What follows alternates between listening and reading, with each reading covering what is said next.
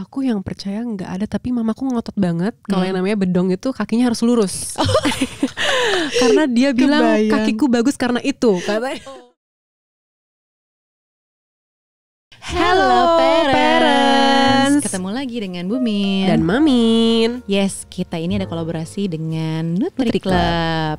Parent Talk hadir di sini, kita mau membahas seluk-beluk menjadi parents itu seperti apa sih? Yes, betul. Nah, kali ini kita akan membahas soal basic newborn care. Nah, di awal-awal sebagai ibu baru gitu ya. Kan kita suka apa ya istilahnya gelagapan gitu kan, panik. Clueless ya, gitu clueless, kan. Betul. Kita nggak tahu sebagai ibu tuh kayak apa karena nggak ada manual booknya ya. Iya betul. Kalau misalnya ada manual booknya kayaknya boleh beli, aku udah jago deh. Aku juga. Terus udah gitu newborn juga bisa jadi bikin kita kalap belanja biasanya juga. Benar. Perlengkapan. Kadang-kadang yang kita inget tuh malah justru yang kayak gitu-gitunya. Perintilan-perintilannya aja kan. Padahal kita tuh harus menyiapkan mental dan fisik begitu loh sebelum lahiran. Iya nggak sih? Bukan cuman esensial barangnya aja nih. Iya benar. Nah karena kita nggak punya manual book sebagai orang tua atau sebagai ibu, pasti banyak banget yang harus diperhatikan dalam merawat newborn. Kebayangnya bayi baru lahir itu kan kayak masih ringkih banget gitu kan, masih ginu-ginu gitu kan. Aku di awal tuh suka agak bingung loh sebenarnya cara gendong bayi itu kayak apa? Kita kayak robot gitu nggak sih, kayak kaku gitu ya? Kayak kaku banget ngangkatnya. Terus udah gitu mandiinnya gitu kan. Apa yang mesti dipegang kan? Belum lagi cara bersihin tali pusat itu ngeri ya kan? Banget ngeri, dan ternyata tuh makin kesini kayak banyak pro kontranya. Ada yang bilang dibersihin, ada yang bilang jangan gitu. Iya, terus kalau zaman dulu ada yang pakai koin. Nyokap gue aduh, iya koin terus ditaruh di atasnya kan. Iya, jadi tuh kita memang sudah harus tahu lah setidaknya nih di awal itu cara memandikan bayi kayak apa. Itu kan paling simple tuh harus kita tahu cara mandiinnya gimana. Terus cara nyusuinnya. Nyusuin tuh penting banget. Kayak istilah-istilah dalam menyusui aja banyak banget. Kayak misalnya latch on latch on ya kan. Udah gitu LDR ya nggak sih? Let down reflex itu. Iya, itu apa? Tapi aku nggak tahu itu apa. Habis ternyata kalau muncrat gitu. Tapi kan nggak mungkin ya kalau di buku itu tulisannya muncrat gitu. Iya benar. Belum lagi habis nyusuin harus diapain itu anak. Iya. Kita banyak nggak taunya gitu. Terus cara menenangkan bayi saat nangis tuh gimana? Itu lebih parah sih. Itu lebih banget. Sulit. Kayak aku zaman awal tuh ya, aku taunya bayiku rewel nggak bisa didiemin. Kenapa? Aduh ini ada yang gangguin ya, ada makhluk halus di sini kayak gitu. Mistis gitu kan. Naruh sapu lidi di atas tempat tidurnya. Iya, taruh gunting gitu kan. Iya.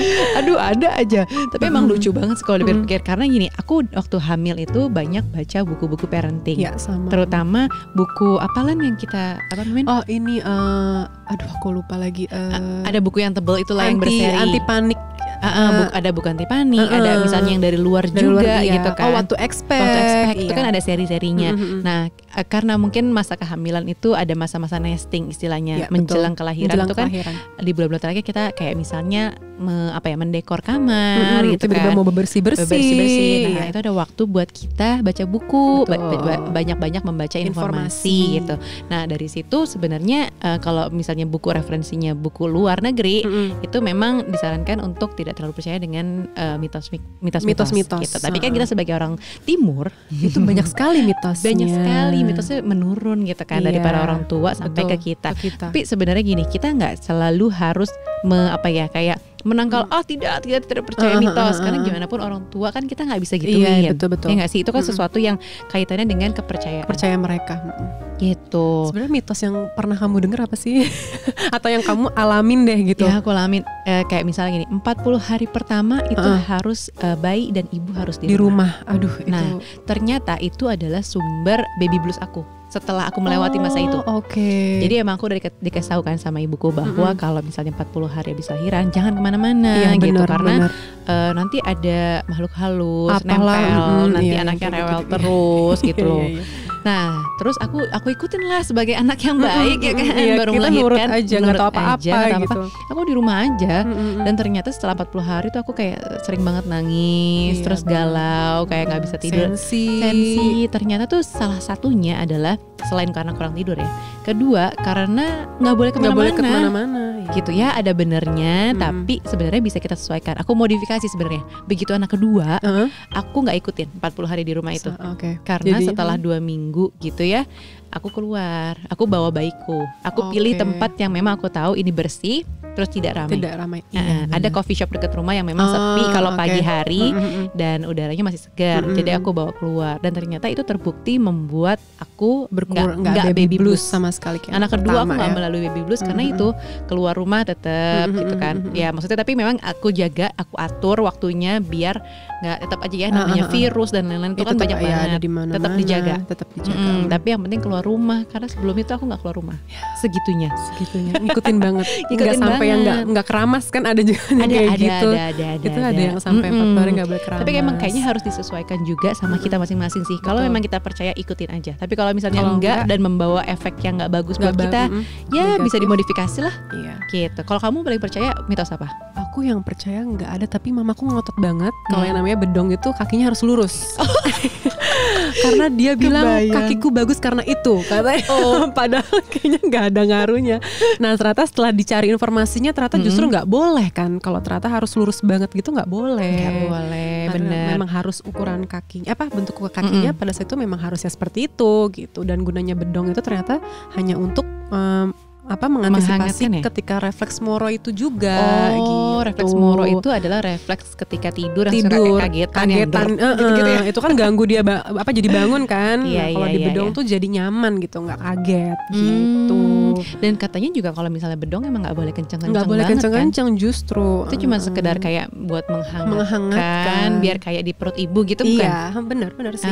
Jadi memang secara medis, kalau sekarang kan mitos dan fakta tuh, mitos tuh kan kepercayaan zaman dulu gitu ya. Betul. Nah faktanya memang selalu kita validasi juga ke misalnya medis, ke psikolog kayak gitu-gitu yang memang expertnya gitu kan, sumber-sumber expertnya. Jadi memang bukan berarti sama sekali mitos nih nyusahin aja atau negatif aja, sebenarnya nggak juga. Karena mungkin pada zaman dulu itu memang benar karena situasinya kayak gitu begitu, dan belum ada expert yang membantu gitu. Iya, tapi kalau misalnya sekarang mungkin itu jadi nggak terlalu valid karena situasinya berbeda banget. Perkembangan teknologi makin banyak, gitu kan. Ilmu-ilmu juga lumayan berkembang. Penelitian juga udah banyak banget dilakuin. Itu aku ini yang aku tadi cerita soal kayak mitos 40 hari di rumah itu kan itu emang awal-awal lahiran. Tapi begitu menyusui pun aku juga banyak banget mendapat mitos-mitos dari mamaku juga. Kayak misalnya contohnya nggak boleh makan pedas. Ini menurut aku juga. Iya, itu nanti anaknya juga kepedesan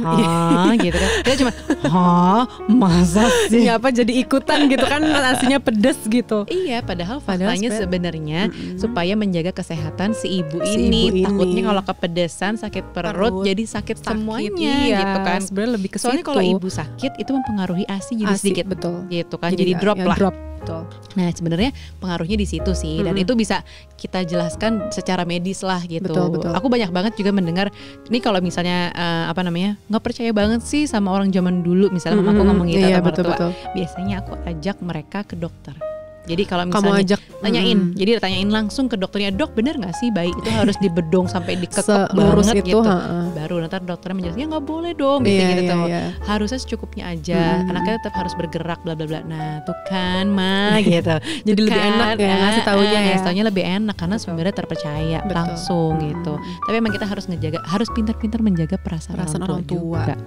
Aku yakin sih banyak banget di sini nih pendengar kita yang mungkin ada problem dengan ibu atau mertuanya atau misalnya bude-budenya atau apa gitu ya, terkait dengan masalah mitos dan fakta ini. Karena memang mitos dan fakta ini budaya timur banget sih. Iya, gitu. Banyak banget sih mitosnya. Terus apa lagi kalau kamu saat menyusui, kamu ada mitos apa? Saat menyusui sama sih. Kalau anaknya sakit ibunya yang minum obat. Benar-benar karena obatnya akan masuk ke dalam ASI gitu ya. Si anaknya jadi sembuh gitu. Aduh, aku bahas itu denger kayak gitu. Itu kayak oke gitu, tapi ya tetap di depan orang tua kayak oh iya oke mah tapi aku validasiin lagi ke dokter gitu kalau dokter gitu kayak bener gak sih nih kayak gini gitu, ternyata tidak gitu. Iya, coba deh kalau misalnya kalian nih yang pendengar ini punya keraguan gimana caranya mengatasi mitos-mitos, bisa dicatat dulu nih misalnya di buku, di jurnal gitu ya. Kata mamaku kayak gini. Pokoknya catat dulu, nanti begitu ke dokter coba deh tanyain. Atau misalnya ke konselor laktasi tanyain gitu. Karena jangan sampai masukan-masukan dari orang lain gitu, atau misalnya dari orang tua kita sendiri ini membuat kita jadi baper dan justru jadinya nggak happy, jadi stres kan. Yang diperluin sama ibu-ibu baru melahirkan itu adalah kebahagiaan, betul, dan peace of mind gitu katanya. Jadi kalau misalnya ada sedikit aja yang mempengaruhi kita, kok mertua aku gini melulu sih, kok mertua aku gini, kok ibuku begini sih, udah deh mendingan dicatat dulu, habis itu ditanyakan langsung gitu. Ajak kalau perlu kayak kamu gitu ya. Benar-benar diajaknya baik-baik, bukannya kayak nah tuh mah yang ganggu gitu. Gitu karena kita pun juga harus belajar sih, maksudnya menerima perbedaan itu. Benar. Itu masih awal loh. Gitu kan. Ini kan kayak misalnya masalah menyusui atau 40 hari melahirkan itu kan kayak masih awal banget. Awal fase anak banget. Belum gitu. Yang sampai gede-gedenya. Jangan sampai masalah pola asuh anak ini menjadi masalah nih ke depannya. Jadi panjang gitu. Panjang. Oke, masalah mertua dan masalah orang tua itu nanti kita bikin episode terpisah. Iya, karena itu seru banget. Never ending banget itu. Nah, gitu. Sebenarnya mitos-mitos lainnya tuh apa ya? Misalnya kayak kalau misalnya ada ASI, ada apa lagi ya? ASI aku juga bukan masalah sih. Kayak misalnya mitos apa lagi ya? Aku mendengar apa ya? Yang naruh kayak gunting kuku gitu-gitu. Mengusir iya itu ada gitu. juga kan. Biasanya misalnya gini, kayak nggak boleh keluar rumah lebih dari maghrib. Kalau misalnya mau keluar rumah lebih dari maghrib, itu nanti bawa gunting kuku gitu kan, bawa gunting-guntingan gitu lah, pokoknya taruh di tas. Gunanya biar apa? Mengusir gitu ya, biar nggak ada yang makhluk halus yang dekat. Sama anak mungkin yang di bawah 6 bulan udah lapar tuh kadang. Oh iya, benar-benar kadang-kadang. Itu juga kadang kayak gitu orang tua. Kadang-kadang orang tua kasih pisang sebelum waktunya, dari umur 3 bulan gitu ya. Katanya lapar. Gak boleh mama. Zaman sekarang sudah beda ya. Terus udah gitu kayak misalnya MPASI menu tunggal. Itu sebenarnya bukan masalah mitos, tapi ini masalah informasi yang sekarang tuh udah berkembang. Betul. Jadi kitanya harus pintar-pintar mencari informasi gitu. Baru tentunya. Jadi kalian kalau misalnya baru melahirkan atau lagi hamil atau misalnya di keluarga dekat kalian atau teman-teman lagi ada yang membutuhkan informasi, jangan lupa langsung buka aja www.nutriclub.co.id. Di situ ada macam-macam, ada yang Parents Guide Academy, parenting artikel dan lain-lain, lengkap banget. Jadi jangan ragu untuk berita-berita yang nggak valid, kalian harus baca di situ aja deh. Itu pasti valid. Terus selanjutnya nih, kalau misalnya ini kan kita ngomongin soal peran ibu aja. Peran suami gimana sih dalam merawat newborn? Kita aja suka takut mandiin anak, apalagi bapak, ya nggak sih? Pergerakannya juga kasar banget. Ini kalau ada bapak yang denger ntar marah lagi nih, aduh aku gak kasar tahu gitu. Kan lebih strong gitu loh tenaganya gitu. Kan ini bukan cuma tentang si mamanya aja, tapi si papanya juga harus belajar. Sebenarnya dari awal, dari waktu masa kehamilan itu biasanya ada tuh kayak kelas-kelas newborn care. Diajaklah si bapak ini untuk datang untuk sama-sama belajar mandiin bayi kayak apa. Pakai boneka sih, nggak bayi beneran ya. Pakai boneka, terus udah gitu cara misalnya bedong kayak apa. Kayak gitu-gitu. Gendongnya juga kayak apa. Pas ngendawain juga posisinya seperti apa. Bener. Si ayah. Jadi sebenarnya sama-sama memberdayakan mama dan papahnya gitu. Dan itu sebenarnya semua dipersiapkan sebelum melahirkan. Jadi ajak deh. Biasa sih bapak-bapak pada ini ya, pada excited untuk ikutan. Sebenarnya sekarang lagi pada excited banget kalau misalnya aku ngelihat gitu ya dari bidan-bidan yang aku follow di Instagram gitu ya, suka foto. Ya ampun, bapak-bapaknya lucu banget. Jadi mereka udah mau turun lah gitu. Iya, dan ciri-ciri bapak milenial itu adalah mereka yang memang mau terlibat untuk hands on pegang anak gitu. Salah satunya ikutan kelas-kelas seperti itu. Beda sama orang tua kita dulu ya, kalau ayah nyari uang gitu. Iya, angkatan baby boomer seperti itu. Kalau sekarang tuh udah beda banget. Nah, terus kalau misalnya kita sudah tahu nih kapan sih due date-nya si bayi, palingnya kita harus mempersiapkan barang apa saja yang harus kita punya. Sebenarnya ada must have items, ada yang sebenarnya nggak must have tapi bisa kita sewa, atau misalnya barang yang kita tunggu aja untuk jadi kado. Iya, ya nggak sih? Atau yang nanti sesuai usianya aja, karena nggak bisa semuanya langsung dibeli gitu. Kalau dari Mamin gimana sih, barang apa aja yang harus dipersiapkan untuk newborn? Yang jelas pakaian ya, itu penting banget. Ya, pakaian tidur biasanya. Pakaian tidur sama sehari-hari, tapi itu secukupnya aja juga ya. Terus tipsnya itu naik deh size-nya 1 atau 2 gitu, karena newborn kan gede banget, cepet banget gedenya. Kadang-kadang kan dijual size-nya tuh 0 sampai 3 bulan. Nah, belinya 3 sampai 6 misalnya gitu. Karena pasti cepet banget tuh gedenya. Terus sisanya seperti kayak ASI, kalau kamu mau pompa mungkin bisa, kalau misalnya memang tidak direct gitu bisa banget beli, atau kamu yang emang kerja gitu kan penting banget tuh gitu. Nah, perlu dipikirin juga sebenarnya sebelum melahirkan itu kira-kira nanti support system seperti apa yang mau kita bentuk gitu. Jangan sampai kelabakan begitu anaknya udah lahir, terus kayak kitanya sibuk dengan baby blues nangis-nangis, tapi si anak tuh jadi makin rewel gitu ya, nggak ada yang megang, nggak ada yang gendong. Kita kalau misalnya memang kita ada budget lebih, ya udah kita pakai pengasuh gitu kan. Atau misalnya kita rencana nggak mau ngurus sendiri, ya nggak apa-apa juga. Mulai apa ya, mengenal si anak itu kan dari mulai lahir sampai nanti besar. Betul. Nah, itu juga perlu dipikirkan. Oke, kalau gitu kita tambah 1 misalnya Mbak buat di rumah bantuin buat cuci pakaian. Karena aja gitu. Pakaian bayi itu lumayan banyak ya. Dan tiap hari sehari aja gantinya udah berapa kali ganti baju gitu kan. Bentar-bentar keringetan kita harus ganti, atau misalnya kena ompol harus ganti gitu kan. Jadi memang lumayan banyak tuh pekerjaannya, apalagi misalnya buat ibu-ibu yang memilih untuk tidak pakai popok. Misalnya pakainya yang apa namanya? Popok kain gitu kan. Kayak klodi gitu kan. Itu lebih banyak lagi tuh PR cuciannya. Iya, nah, benar-benar. itu kan harus dikondisikan. Kalau misalnya si ibu mungkin bisa-bisa aja sih cuci sendiri, tapi percayalah itu capek banget. Karena kita kurang tidur benar. Gitu. Jadi ya kondisikan kalau misalnya ada budget lebih untuk misalnya hire nanny, hire mbak, atau misalnya kita mengkondisikan ada ibu kita di rumah atau mertua kita di rumah, kayak gitu-gitu. Pokoknya harus dipikirkan seperti itu. Terus kalau misalnya yang barang-barang must have items, kalau Mamin tadi kan baju ya. Iya. Kalau aku yang pasti gendongan. Oke, ya gendongan. Nah, biasanya aku baby wrap dulu, karena kalau bayi itu baby wrap lebih enak kan. Dia secara bonding dapat. Terus udah gitu bentuk badannya pun sesuai gitu. Jadi bukan kalau hip seat carrier itu? Kalau hip seat untuk anak-anak yang udah agak gedean. Oke, jadi kita nggak langsung beli tuh ya. Dan biasanya tapi kalau hip seat itu bisa dapat kado. Iya, benar. Kemungkinan barang-barang yang kayak sifatnya agak mahal ke atas gitu ya. Dan levelnya kayak nggak terlalu must have gitu ya, lebih yang apa ya, sekunder lah gitu. Biasanya itu kado gitu. Dan bisa kita kalau di apa namanya toko-toko baby itu bisa ada registry apa namanya baby barang, list apa aja nih nanti tinggal kita kasih listnya. Nanti teman-teman kalau lo mau cari apa kado, kita tinggal bilang di toko itu gue udah tulis kok apa aja yang mau gue beli, yang pengen, yang gue butuhkan. Nah, ntar teman-teman biasanya tinggal langsung beli aja. Beli di situ. Kayak gitu tuh ada sistem seperti itu. Atau biasanya daripada nggak kepake nih barang-barangnya, tanyain langsung deh. Tanyain langsung, kamu butuhnya apa? Jangan gitu. So ide ngasih gitu ya. Takutnya double, karena pengalaman aku sih aku double mulu gitu. Iya sih. Anak pertama yang ngasih double tuh ada aja. Begitu anak kedua, apalagi aku anak kedua-duanya perempuan ya. Terus jadinya tuh kedoublenya lebih apa namanya banyak banget lagi. Gitu. Jadinya sayang kan. Pasti harus kita list yang apa ya, yang paling penting. Misalnya baju aja tuh aku nggak beli banyak, karena aku tahu pasti banyak yang ngasih juga kado. Banyak banget. Terus kemudian baby wrap. Itu kan baby wrap tuh benar-benar di awal soalnya. Karena jadi langsung gendong gitu ya. Atau misalnya kayak car seat ini sebenarnya bisa disewa saja. Benar. Karena gitu. pakainya cuma sebentar tuh yang untuk newborn itu ya. Iya benar. Dan kebanyakan yang untuk 6 bulan ke atas kan, 6 bulan ke atas, yang lebih besar.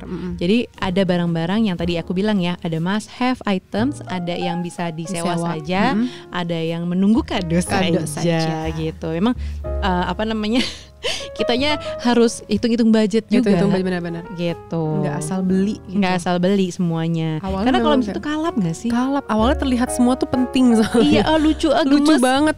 Semuanya pengen dibeli gitu. Ternyata nggak segitunya. Iya, gitu, apalagi semuanya. Anak kedua ya. Aku begitu lebih anak berasa kedua, ya. Aku nggak beli banyak. Karena masih ada kakaknya jarak deket kan, dan sama-sama perempuan gendernya gitu. sama. Jadi aku nggak terlalu banyak beli barang.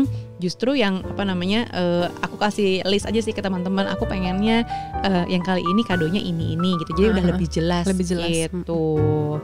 Terus kebanyakan tapi ya teman-teman yang baru melahirkan, ibu-ibu baru melahirkan ini kebanyakan baby blues, dan tapi mereka juga clueless gitu loh harus ngapain, harus kemana gitu. Kadang nggak tahu perasaannya tuh apa sih, kok gue nangis mulu. Bahkan nggak tahu kalau gue ngerasa baby, gue ternyata baby blues gitu ya. Aku tahu baby blues aja setelah anakku 1 tahun kayaknya deh. Oh iya ini sih, namanya baby blues kemarin. Ya elah kemana nangis aja. mulu ya sih. Iya kayaknya kok gue sedih mulu. Kok rasanya ada awan hitam menggelayuti gitu. Kok kayaknya ini bukan gue banget sih. Kayak gitu lah. Ada perasaan-perasaan. Kamu melalui baby blues itu gak sih? Melalui sih. Aku nangis setiap hari gitu. Ngerasa kayak gak worth it lah yang gitu-gitu. Aduh pusing banget. Karena clueless itu sih. Iya kadang mungkin itu secara hormon kan kita berubah. Juga berubah benar. Jadinya kayak ada baper-baper gimana. Padahal sebenarnya kadang nih suami baru ngomong apa kita udah nangis. Wah iya. Padahal sebenarnya gak kenapa-napa ya. Ngertiin aku gitu. Jadi selama masa kehamilan memang sangat penting banget untuk menambah pengetahuan mengenai newborn care ini, betul. Karena sangat rentan kan kalau misalnya kita clueless kaitannya tadi tuh sama baby blues. Mending kalau sampai baby blues. Kalau misalnya sampai ke postpartum depression, nah itu lebih berat lagi. Lebih berat gitu. Aku setelah melalui baby blues itu jadi tahu sih, oh kemarin ini tahapnya baby blues. Kalau misalnya sampai postpartum, aku tahu harus kemana. Sekarang ya, karena ini sekarang udah informasinya udah sangat makin terbuka banyak, dan udah jadi nggak tabu lagi. Kalau zaman dulu kan kayaknya apa itu baby blues, mama nggak pernah. Juga, PPD juga nggak apa. Mama nggak pernah baby blues, apaan tuh? Nggak ada namanya depresi dulu gitu. Karena beda banget situasinya beda dulu banget. Dan sekarang. Gitu. Jadi cari informasinya tuh harus banget ya pas hamil ya. Kalau kamu tips and triknya gimana sih mengatasi baby blues pada saat itu? Apa sih namanya, cari support system tuh udah pasti ya. Kalau emang nggak harus punya mbak atau nggak mau punya asisten ya berarti suami ya kan. Itu harus kayak bikin apa namanya perjanjian kayak jam segini kamu kalau aku udah tidur kamu yang pegang ya misalkan gitu. Bener. Jadi gantian gitu. Jadi gantian bener-bener ajaklah atau libatkanlah pasangan kamu untuk jadi pasangan atau jadi ayah terbaik gitu. Ya, kayak misalnya sesimpel nih kita habis pumping, ya udah tolongin dong botolnya misalnya taruh di kulkas gitu. Sesimpel itu ya. Tolong dong cuciin lagi breast pumpnya atau misalnya tolong dong kamu sendawain gitu. Tuh ya, itu hal simpel banget sih. Aku waktu anak pertama itu tuh kalau misalnya bayiku nangis tengah malam kan kadang dia kebangun gitu ya, masih belum tahu siang dan malam ya. Begitu malam nangis, suamiku bangun. Gantian. Anak kedua tidur. Udah kebal kupingnya kayak udah kebal kayaknya kupingnya sama tangisan bayi gitu. Tapi aku selalu bilang tuh di awal-awal, nanti kalau aku habis pumping tolong dong taruhin kantong asipnya di kulkas kayak gitu. Iya, lama-lama dia nggak gitu peka gitu ya. Aku naruh sendiri sih gitu. Intinya anak kedua dia juga udah clueless lagi gitu. Cuman memang lebih terlibatnya dalam artian kalau ngajak anak main kayak gitu-gitulah. Tuh iya. Jadi ibunya kalau sekarang ya karena mungkin anakku udah agak besar nih, udah 4 tahun sama 1,5 tahun. Jadi kalau misal aku akan sangat berarti kalau pasanganku itu terlibat ajak main anak-anak. Sih bener. Jadi aku bisa selonjoran sebentar. Iya. Main handphone setitik lah ya gitu. Bukan Instagram sebentar aja gitu itu udah seneng banget, sangat terbantu gitu. Jadi bantuan sekecil apapun tuh akan sangat berharga dan berarti buat para ibu-ibu baru. Gitu. Betul sekali. Oke, itu tadi adalah tips dari kita. Mudah-mudahan teman-teman atau para mama dan papa di sini yang mendengarkan bisa mendapat insight baru dari kita. Ya, jangan lupa cari informasinya harus valid. Bener. Salah satunya di nutriclub.co.id. Sampai ketemu lagi di episode berikutnya. Bye.